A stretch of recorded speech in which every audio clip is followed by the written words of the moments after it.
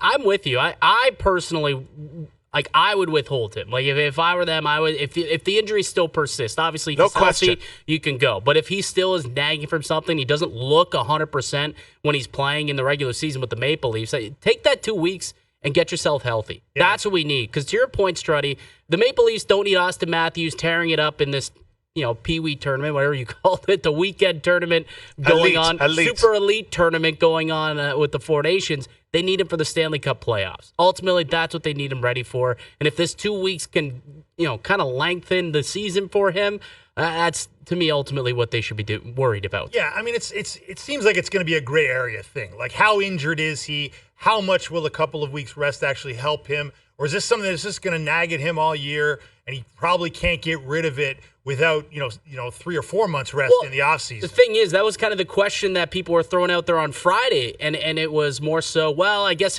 I'm assuming if he's still fighting through things and they're still playing him, he can't get hurt or it can't get any worse. Right. Clearly it can, because it did on Friday when he took that cross check. He looked terrible. Clearly it got worse. Yeah.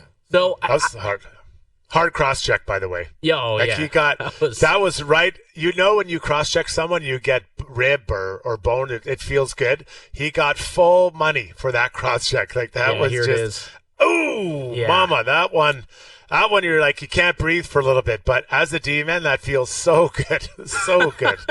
You do that to anyone, Struddy? Is there something that pops into your mind? Do you remember getting a nice little cross check on someone? Well, I tried. I mean, I'd always try to get away with it. Sometimes you would, sometimes you wouldn't. But usually when there's a lot of chaos in front of the net, like there it was pretty clear. Everyone was kind of looking. But when there's 3 or 4 battles going on in front of that, that's when you'd really get away with it. Well, Struddy, you played in the era where cross-checking in front of the net was essentially illegal, right? Nobody ever called it.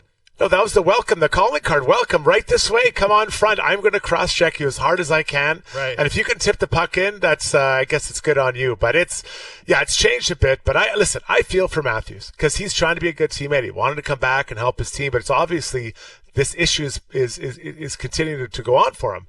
And so he will have pressure from his American teammates to come and play, but they get it too. They also have a responsibility to their, JT Miller. He has a responsibility to the Vancouver Canucks as well. And not just the team, his teammates. It's one thing to say, I can play and the media will challenge you or the fans, but to look your teammates in the eye and say, I'm going away when I'm not 100%, I could come back less healthy than I leave. That's a hard sell. It's a tough one for me because clearly, I mean, you can go to an international competition and get hurt, right? Like John Tavares knows that. Yep, he got hurt in Sochi in a very major way, and that's a cautionary tale. And if you're a team owner or a GM, you feel like, hey, I got screwed. My guy went to play for his country and he came back hurt for his team. And guess what? His country wasn't paying him, and we are, and millions of dollars, and we're left with the short end of it. On the other hand, I mean, it's a good of the game thing. I understand what you're saying, Struddy. It's not exactly the Olympics. It's not a Canada Cup or a World Cup, but it's something people have been waiting for, right? Like there's a pent up demand to see McDavid versus Matthews and Canada versus the USA, and people will take what they can get. And I also think there's a benefit to the players potentially, to play on a big stage in February. It's a lot bigger stage than an All-Star game, let's just say. It's a lot bigger stage than playing for, a little round-robin team in an all-star game. And I think the Leafs, guys who've had some problems in clutch moments, if they could have some good moments on the international ice, it could mean something to them. That's fair, but you have to remember who isn't going to be there as well, right? You've got many, the Russians aren't there. You've got no Draisaitl, Pasternak. I mean, there's tons of stars that aren't going to be there. They're going to be just spread out across every beach from Florida all the way down to, maybe Cuba or whatever, right? Like it's so. That's why I say, is it really? It's going to be cool to watch. And I'm sure when it gets closer, I'll be excited. But if you miss it as a star, like Austin Matthews doesn't go. He's not the only one that didn't go to the party. There are tons of stars. Look at the top 10 scoring. Just take a look how many won't be there rather than who will be there. And I think, so it's not truly an all-star event. Yeah, I mean, Leon Draisaitl leading the league in score. Like, he's not going to be there. Of course. Right? Like, Ovechkin's not going to be there. It's not ideal. There's a lot of great players that aren't going to be. Some Tampa Bay players won't be there. They're stars. Kucherov. Yeah, there's going to be a lot of missing stars there. So I guess Austin Matthews may end up being one. We'll see. I mean, again, this is a couple months down the road. There's time for him to deal with this injury, hopefully get back. I mean, the Leafs and Leafs Nation want this guy to be at 100%. I mean, if he's at 100% and he goes and he plays and he tears up the tournament, that's best news for everybody. But as of now, he's on the shelf, and we're not exactly sure how long it's going to be. It was just undisclosed. He's day-to-day right now. He's missed the last 2 games. And, Maple Leafs, they're not a better team when Auston Matthews is gone. And we'll see what ends up happening. Do you guys see what else is going on today? The Devils and Rangers ongoing, and an absolute beatdown from the New Jersey Devils. I think that game went final 5-0. Only 12 shots on goal for the Rangers. But did you see the absolute troll job that was going on in that building, Struddy? I didn't see what happened in the building. So we're showing it right now on TSN Plus, but essentially the game ops, it was 4-0 the third period, and you got the Devils game ops doing something on the video board of Capo Caco's draft selection, and the Rangers celebrating because they got Capo Caco in the middle of the game. Like, what a troll job. You're at 4-0, and then you just continue to kick dirt while they're down. Outstanding. It's pretty crazy. So I watched the game they played yesterday, the Rangers, and I believe they've scored 1 goal in 6 periods. And you go back that first period, the other game, they look lifeless to me. Like they look completely lifeless. Again, I didn't see today's game. I saw yesterday's. It looked like they were not trying, not moving, not much going on. That situation, and Kreider not playing, he's not the best. What's that? Well, that was just bizarre to me too, to kind of see that information come out. Chris Kreider, a healthy scratch in this game. Now, I guess there's a potential that there could be a trade in the works, I suppose. So they don't want him to get injured going into the Christmas break. But just the entire Rangers situation, from the minute they posted that they were looking to trade Trouba and Kreider, this thing has gone absolutely off the rails. 18-wheeler off a cliff since that. And I really just don't understand how it went so badly for them so quick, and why they decided to go down this route. Well, it was dangerous business from the beginning, right? Like, anytime you're advertising that you want to trade to your highest profile players, including your captain, and then to have Capo Caco, mouth off about being scratched by Laviolette and be traded in short order afterward. I mean, it's just toxic from stem to stern, and it's scary. I'm not sure there's a way out right here. Like, I'm not sure there's an easy fix. In this league, of course, you just fire the coach. That's what most GMs do in a moment like this. But I'm not sure that's a solution here. It seems like it's such a toxic mix between the organization and that dressing room that it seems as though, it's going to take more than 1 or 2 or 3 moves for Chris Drury to find a way through here. Yeah. Well, how do you feel for Will Borgen? You're just minding your own business in Seattle. Then you get dropped into something with everyone running around with their hair on fire. And like, hey, welcome, Will. We're happy to have you. Don't worry. There's nothing to see here. Nothing to see here behind you. Like, it's just a gong show. So you're right. And it feels like this team is not trying. And I said that. The game I saw yesterday, there was 0 effort. Today, obviously, the results to be shut out by the Devils, 5-0. And that is not ideal either. The Rangers fans will not be happy about that one. But, Chris Drury, Peter Laviolette, they have to sort this out. And maybe Laviolette's the one who suffers. I don't know whether I think that's a good idea or not. But there seems to be something bigger than that. There's a bigger issue within that dressing room that, if it isn't the coach, I'll just put him to the side, is that the players don't like Drury, or Drury doesn't like some of these players. Like, how do you get out of this? And you're trying to fix something that is, last year was really good. They won the President's Trophy, didn't win anything else, but at least they won the President's Trophy. And now some of these guys are getting older, and you're trying to unload them or maybe move it and change things along very publicly in a very high-pressure city. This isn't Columbus where you're making these moves. This is New York City, where everything is louder there. It's bigger. And you love that about New York when things are going good. When it's not going good, it's not fun to play. It's loud. Not fun to play. It's very noisy there. It feels like it's all really backfired on them, the way that they went about it, and maybe they were hoping to retool on the fly, but it's completely thrown a grenade into this locker room. Things don't seem to be going very well. 12 shots. Wow. How do you only get 12 shots on net in a game? Well, let's give the Devils some credit here. That's 7th straight game. Struddy, that's the 7th straight game the Devils have held opponents to 20 or fewer shots, which is an NHL record. Yeah. I mean, this is a hell of a defensive team. in New Jersey right now, and they're really starting to kind of reach peak form in terms of keeping goals out of their net, not to mention scoring plenty on the other. Leafs facing center crisis amid injuries, eyeing trade market for solutions. As the Toronto Maple Leafs battle through a growing injury list and a suspension, their lack of depth at the center position has become a glaring issue. According to Sportsnet's Elliotte Friedman in his latest 32 Thoughts article, the Leafs are among the teams exploring trade options to bolster their lineup. This effort is coming amid increasing competition from teams like the Chicago Blackhawks and Nashville Predators, who have also set their sights on improving their center depth. Friedman didn't mince words about the Leafs' predicament. The teams currently focusing on centers, including Chicago and Nashville, must consider when others will enter the market. Toronto will undoubtedly be one of those teams, he wrote. While the Blackhawks and Predators may have an edge in terms of cap space and assets, the Leafs remain a team to watch as the season progresses. The Leafs situation is urgent, with up to 7 forwards currently unavailable due to injury or suspension.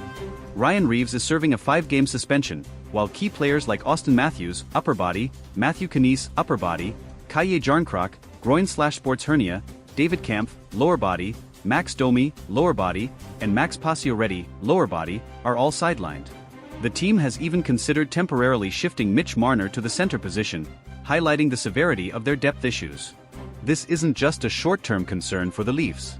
Depth at center has been a persistent challenge for the team, and while stopgap solutions like Marner could help in the interim, the front office appears keen to explore longer-term fixes. For fans of the blue and white, this has been a recurring theme. The Leafs' center depth often becomes a problem at the worst possible times. James Myrtle of The Athletic recently added more fuel to the speculation, naming several potential trade targets who could help the Leafs address their issues. Among them is Ryan O'Reilly, a familiar name for Toronto fans. O'Reilly, who signed a 4-year, $18 million deal with Nashville in 2023, might be a trade candidate if the Predators' underwhelming start to the season, 6-11-3, 31st in the league, prompts a rebuild. However, his steep price tag and history with the Leafs, including rejecting a free agency offer less than 2 years ago, make this a complex and potentially unlikely move.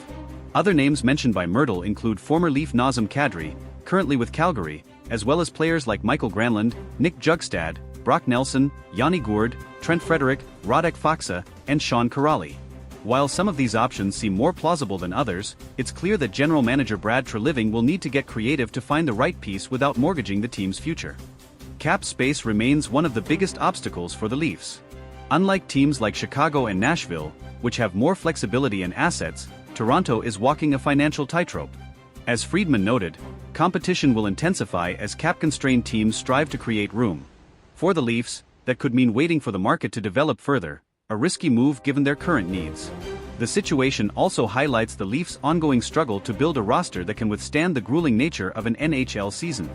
Injuries are an inevitability in hockey, but Toronto's current predicament underscores the importance of depth, a quality the team has struggled to consistently maintain. Looking back on recent years, the Leafs have often leaned heavily on their star players, particularly Matthews, Marner, and William Nylander. While these players have delivered in spades, the lack of reliable depth options has left the team vulnerable in critical moments. The current crisis at center is merely the latest example of this recurring issue. Some fans have called for more aggressive moves from Treliving, arguing that now is the time to strike while the team's core is in its prime. Others, however, are more cautious, pointing to the dangers of overpaying for short-term fixes. Striking the right balance will be key, especially as the Leafs aim to keep their championship window open. Despite the challenges, there's no denying that Toronto has the talent to be a contender, provided they can patch up their lineup. The ongoing rumors and speculation surrounding potential trades show that the Leafs are at least exploring every avenue to strengthen their roster. For fans of the blue and white, this moment feels like a pivotal point in the season. With a lineup ravaged by injuries and a tough schedule ahead, the Leafs must act decisively to avoid falling behind in the standings. The addition of a dependable center could be the difference between weathering the storm or watching another season slip away. Whether it's O'Reilly, Kadri, or another surprise name, one thing is certain: the Leafs are under pressure to deliver. And for a fan base as passionate and loyal as Toronto's, there's no room for excuses. The time to act is now, and Leafs Nation is watching closely. As the trade deadline approaches, the stakes couldn't be higher. Will Treliving pull off a move that solidifies the Leafs' status as a contender, or will the search for center depth become yet another chapter in the team's long history of what-ifs? Only time will tell, But one thing's for sure, it's never boring in Leafs land. As the Maple Leafs navigate this critical juncture, their fan base remains as vocal as ever. Toronto is a city that breathes hockey, and the pressure on Brad Treliving to make the right moves is immense. Every decision he makes, or doesn't make, will be scrutinized, from talk radio to social media, where Leafs Nation is already debating the merits of the various names being floated as potential trade targets. Among the louder debates is whether the team should prioritize a high-profile acquisition like Ryan O'Reilly or Nazem Kadri, or focus on a lower-cost, reliable center who can fill a supporting role without costing too many future assets. While O'Reilly's leadership and playoff experience make him an attractive option, his contract and recent history with the Leafs add layers of complexity to any potential reunion. Similarly, Kadri's gritty, two-way playstyle remains a fan favorite, but his cap hit and availability might render him an unrealistic target. Another factor complicating the Leafs situation is their tight salary cap. While Chicago and Nashville can make moves with relative ease due to their financial flexibility, Toronto must navigate a labyrinth of constraints to make any trade work. This likely means including salary retention or moving existing contracts to make room, which could drive up the cost of any potential deal. The question then becomes, how much are the Leafs willing to sacrifice to address their immediate needs? One potential trade partner generating buzz is the Seattle Kraken. Yanni Gourde, a dependable two-way center, has been mentioned as a possible target. Gourde's versatility and championship pedigree from his time with Tampa Bay make him an appealing option. Seattle, however, is in playoff contention and may not be inclined to part with a key piece unless the Leafs can provide a substantial return. Another intriguing name is Brock Nelson of the New York Islanders. Nelson is a consistent scorer and reliable faceoff-man, qualities that would undoubtedly bolster Toronto's center depth. However, the Islanders are notoriously cautious when it comes to trades, and prying Nelson away would likely require a significant package, including picks or prospects that the Leafs may be hesitant to part with. For all the trade talk, some analysts believe the solution might come from within. Sheldon Keefe has shown a willingness to experiment with his lineup, and players like Pontus Holmberg or Fraser Minton could be given an opportunity to step up. While relying on less experienced players carries risks, it might be the Leafs' only option if the trade market proves too costly or slow to develop. Adding to the Leafs' urgency is the timing. The Atlantic Division remains one of the toughest in the league, with teams like Boston, Florida, and Tampa Bay continuing to dominate. Any prolonged slump could see Toronto slip further down the standings, putting their playoff hopes in jeopardy. For a team with Stanley Cup aspirations, failing to address their weaknesses could have catastrophic consequences. Brad Treliving's history as a general manager suggests he's not afraid to make bold moves. His time with the Calgary Flames was marked by blockbuster trades, including the acquisition of Jonathan Huberdeau and Mackenzie Weegar in the Matthew Tkachuk deal. Leafs fans hope he brings that same decisiveness to Toronto, especially as the trade deadline looms. Beyond the immediate need for a center, this situation underscores a broader issue with the Leafs roster construction. Depth has been a perennial concern, and while Toronto boasts some of the league's top-end talent, their reliance on a handful of stars has left them vulnerable in moments like this. Moving forward, addressing this imbalance must be a priority for the front office if the team is to achieve sustained success. As the Leafs head into a critical stretch of the season, the next few weeks could define their trajectory.